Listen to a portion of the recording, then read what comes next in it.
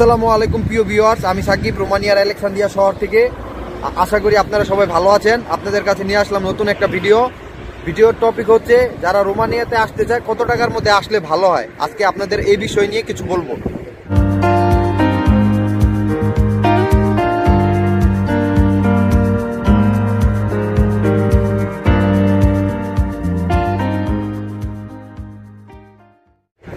আমার ব্যক্তিগত মতামতে আমি আপনাদের বলতে চাই যে রোমানিয়ায় দুই ধরনের লোক আসে। এক, যারা রোমানিয়াকে ট্রানজিট হিসেবে ব্যবহার করে রোমানিয়ার থেকে ইউরোপের অন্য দেশে যেতে চায়। আরেকজন আছে যারা রোমানিয়াতে আসে স্থায়ীভাবে থাকতে চায় এবং কাজকর্ম করতে চায়। যারা রোমানিয়াতে এসে এটাকে ট্রানজিট হিসেবে ব্যবহার করে অন্য দেশে যেতে চায় ইউরোপের, তাদের জন্য তারা কত টাকা দিয়ে আসে সেটা বড় বিষয় না, কারণ তাদের এখানে থাকার ইচ্ছা নেই। তারা যা টাকা ইনভেস্ট করে তারা এখান থেকে অন্য জায়গায় চলে যাবে আর কিছু ইনভেস্ট করে। আর যারা এখানে থাকতে চায় তারা কত দিয়ে আসলে ভালো হবে, কত টাকার মধ্যে আসলে তারা যে স্যালারি পাবে সেই অনুযায়ী কত দিনের মধ্যে তারা যে টাকা দিয়ে আসছে সেই টাকাটা তুলতে পারবে।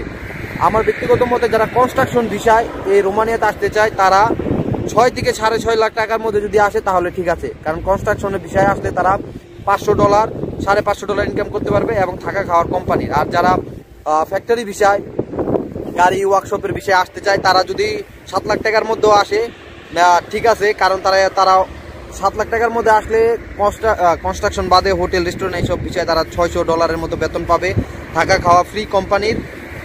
সেই হিসাব করলে তারা 1-1.5 বছরের মধ্যে তাদের টাকাটা তারা তুলতে পারবে।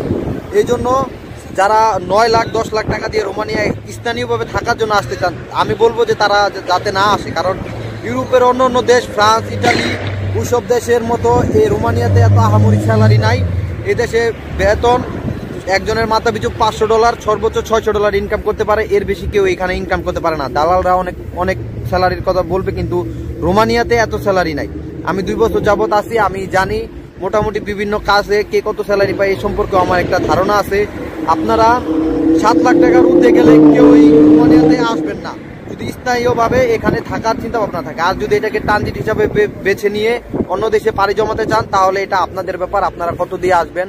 আর এখান থেকে যাওয়া যায় 90% লোকই চলে যায়, 10% লোক হয়তো বা গেমের সময় ঝামেলা হলে তারা আটকে যায়। এছাড়া এই দেশে টিআর কার্ড এবং পার্মানেন্ট রেসিডেন্ট কার্ড নিয়ে কোনো সমস্যা নেই, আসলে কোম্পানি করে দিবে। আপনারা লিগেলভাবে এখানে থাকতে পারবেন। যদি এখানে আপনারা এসে থাকতে চান যত বছর ইচ্ছা থাকতে পারবেন, এবং শোনা যায় যে 5 বছর থাকলে আপনারা এদেশের যে পার্মানেন্ট নাগরিকত্ব সেটা পাওয়া যায়।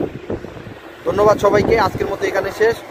এবং আপনারা রোমানিয়া সম্পর্কে কি জানতে চান তা কমেন্ট বক্সে জানান। ইনশাল্লাহ চেষ্টা থাকবে আপনাদের জন্য আপনাদের কমেন্টের উত্তর দেওয়ার, এবং লাইক শেয়ার দিয়ে পাশে থাকবেন। এবং প্রতিদিনই আপনারা প্রতিনিয়তই নতুন রোমানিয়া সম্পর্কে আপডেট ভিডিও জানতে পারবেন। এখানে শেষ, আবার আসবো আপনাদের কমেন্টের উত্তর দেওয়ার জন্য। খোদা হাফেজ।